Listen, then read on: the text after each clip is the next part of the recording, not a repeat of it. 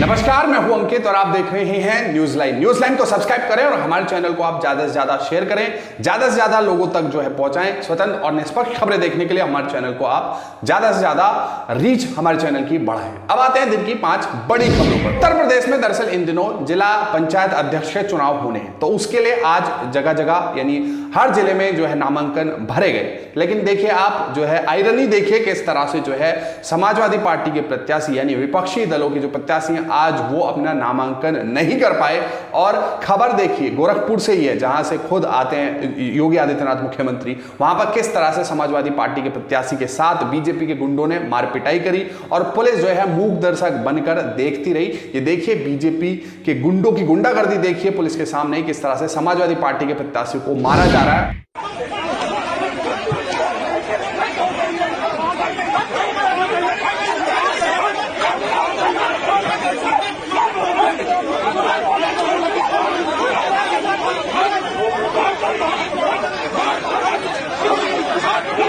को लेकर IP Singh Samajwadi party के प्रवक्ता हैं, वो लिखते हैं मुख्यमंत्री के गोरखपुर में सरेआम लोकतंत्र की हत्या, इलेक्शन कमीशन खामोश, माननीय सुप्रीम कोर्ट स्वतः संज्ञान ले।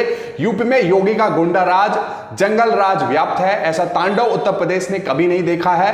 पंचायत जिला अध्यक्ष चुनाव में घोर अराजकता का माहौल, पुलिस संरक्षण में योगी के इशारे पर। और किस तरह से पहले भी हमने दिखाया था आपको, जो यूपी पुलिस है वो जो है जिला पंचायत सदस्य को जो समाजवादी पार्टी के हैं या विपक्षी पार्टियों के, उनको डरा रही है, उनको धमका रही है, उनको उठा के ले जा रही है, उनके घर को गिराया दिया जा रहा है। यानी पूरा जो है दबाव बनाया जा रहा है ताकि वो भाजपा के प्रत्याशी को वोट दें और भाजपा योगी आदित्यनाथ जिन पर जो है जिनके नेतृत्व पे सवाल उठ रहे हैं वो अपनी जो है छीछा लीडर से बचा सके। देखिए बीजेपी जीत रही है, लेकिन समाजवादी पार्टी इस मुद्दे को जोर शोर से उठा रही है। और अगली खबर बीजेपी से। दरअसल बीजेपी में इन दिनों कोई किसी की सुनता नहीं। उन्नाव रेप कांड के जो है आरोपी कुलदीप सिंह सेंगर और उनके करीबी अरुण सिंह, जिस तरह से जिला पंचायत अध्यक्ष के लिए उनको पहले बीजेपी ने टिकट दिया या नामंकित किया और उसके बाद बीजेपी की खूब छीछा लेदर हुई। जब ये मीडिया में खबर आई तो बीजेपी ने इस फैसले को पलटा और अरुण सिंह जो कि पीड़िता के पिता की हत्या का आरोपी है, उसके यानी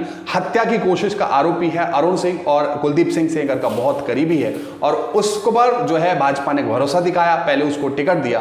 पहले हम आपको बता दें कुलदीप सिंह सेंगर की बीवी को जिला पंचायत सदस्य का टिकट दिया था। जब मीडिया में ये खबरें आई तो छीछा लेदर हुई, जब किरकिरी बीजेपी की हुई तो उनका टिकट काट दिया। अब देखिए बीजेपी में कोई किसी की सुनता नहीं है। दरअसल साक्षी महाराज बीजेपी सांसद है उन्नाव से।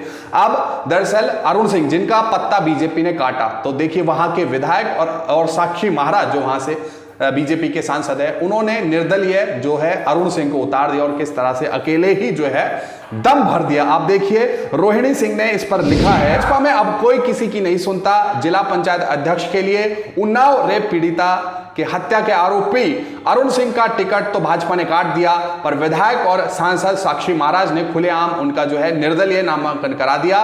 बेटियों के आरोपियों से ऐसी क्या हमदर्दी है और आखिर ऐसी क्या मजबूरी है बीजेपी की कि जो कुलदीप सिंह सेंगर है उनके करीबियों को, उनके सगे संबंधियों को आखिर रेप के आरोपी को किस तरह जो है भाजपा लगातार टिकट दे रही है और उनको बढ़ावा दे रही है। आखिर ये बीजेपी की ऐसी क्या मजबूरी है जो एक वक्त में बात करती थी चेहरा और चरित्र और चाल की, यानी करप्शन और फेस, इन सब की बात करती थी, लेकिन ऐसी क्या मजबूरी है जो बीजेपी को जो है रेप के आरोपियों के साथ खड़ा होना पड़ रहा है। अगली खबर अमित शाह केंद्रीय गृह मंत्री। दरअसल आप जानते हैं किस तरह जो है बीजेपी विपक्षी विधायकों को खरीद कर, तोड़ मरोड़ कर और किस तरह से खरीद फरोख्त करके जो है विपक्षी सरकारों को उखाड़ती है। कई सरकारें उखाड़ी हैं और इतना ही नहीं, ये पहले लालच देते हैं या फिर अगर और कुछ करना हो तो फिर जो है पाल के थ्रू जो है सरकारों को गिरवाया जाता है। अब कल 25 जून थी, 1975 की इमरजेंसी को जो है तमाम नेता और प्रधानमंत्री नरेंद्र मोदी खुद बता रहे कि किस तरह जो है इंदिरा गांधी ने लोकतंत्र का गला घोट दिया।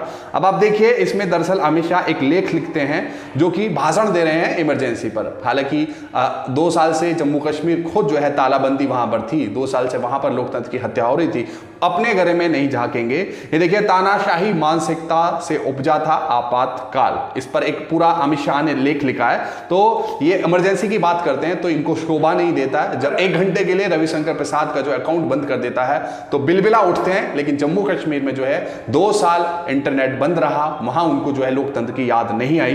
तो इसी पर दीपक शर्मा जो है कटाक्ष करते हुए लिखते हैं, सरकारें जब तानाशाह हो जाती हैं तो मीडिया की आजादी छीन लेती हैं, पत्रकारों को झुकने के लिए मजबूर कर देती हैं।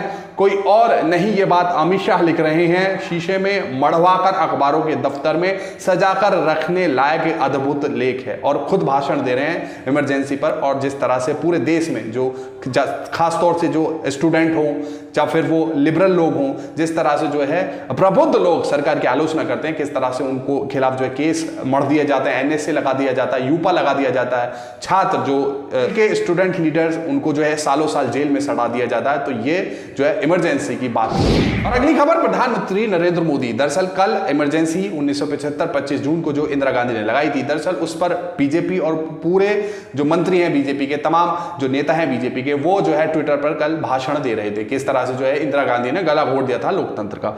तो कल उसी पर जो है प्रधानमंत्री नरेंद्र मोदी ने लिखा। तो इसी पर टीएमसी की सांसद, लोकसभा की सांसद पश्चिम बंगाल से महुआ मोइत्रा ने जो है प्रधानमंत्री नरेंद्र मोदी को आईना दिखाया। आप ये खबर देखिए, मोदी का ट्वीट, आपातकाल के काले दिन हम नहीं भूलेंगे। महुआ बोली, हां आपकी सरकार रोज याद दिलाती है। और महुआ मोइत्रा ने जो है यहां पर कटाक्ष किया। आप देखिए, प्रधानमंत्री मोदी ट्वीट करते हैं कि आपातकाल के काले दिन कभी नहीं भूले जाएंगे। और इस पर जो है रिप्लाई करते हुए महुआ मोइत्रा लिखती हैं, हां सर, आपके सरकार सुनिश्चित कर रही है कि वो हमें हर दिन आपातकाल याद दिलाती है। प्रधानमंत्री महुआ मोइत्रा कटाक्ष कर रही थी जिस तरह से प्रधानमंत्री नरेंद्र मोदी या उनकी सरकार मीडिया पर जो है कंट्रोल करती है। मीडिया में जो सरकार से सवाल पूछता है एंकर या पत्रकार, उनको निकाल दिया जाता है। जुडिशरी में जिस तरह से दबाव बना दिया जाता है, और छात्रों में जिस तरह से जो है कॉलेज के छात्र सरकार से सवाल पूछते हैं या फिर विरोध करते हैं, उनको जो है जेल में सड़ा दिया जाता है, सालों साल उनको जेल में ठूसा जाता है। तो उसी पर कटाक्ष कर रही है महुआ मोइत्रा कि आप इमरजेंसी जो है हम भूलेंगे नहीं, लेकिन आपकी सरकार हरगिज हमको जो है बोलने नहीं देगी। तो ये इमरजेंसी पर भाषण दे रहे थे, इनको ही आईना दिखा दिया महुआ मोइत्रा ने।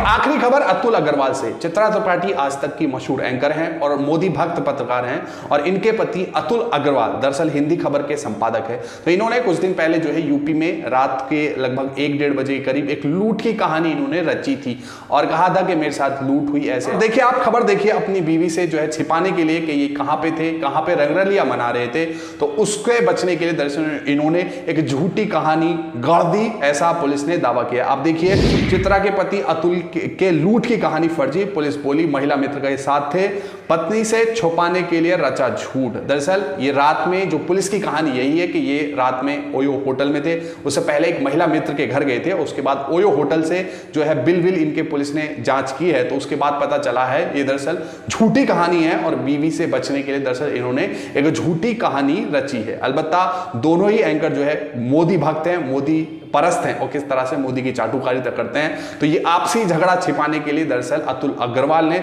एक झूठी कहानी रची, ऐसा पुलिस कह रही है। तो इससे जो है इनकी जमकर किरकिरी हो रही है, खासतौर से चित्रा त्रिपाठी, वो भी मोदी परस्त या मोदी जो है भक्ति में दिन रात लीन रहती हैं। तो घर की लड़ाई छिपाने के लिए दरअसल यूपी पुलिस से एक जो है झूठी लूट की कहानी रची जा रही है। तो यूपी पुलिस ने इसका भंडा फोड़ कर दिया है कि जो अतुल अग्रवाल हैं दरअसल उस रात ओयो होटल में ही रुके थे, तो ऐसा कुछ भी हुआ नहीं है जो ये दावा कर रहे हैं। खबरों को लेकर आपकी जो भी राय है नीचे कमेंट बॉक्स में जरूर लिखें, साथ ही साथ हमारे चैनल को भी आप सब्सक्राइब करें। धन्यवाद।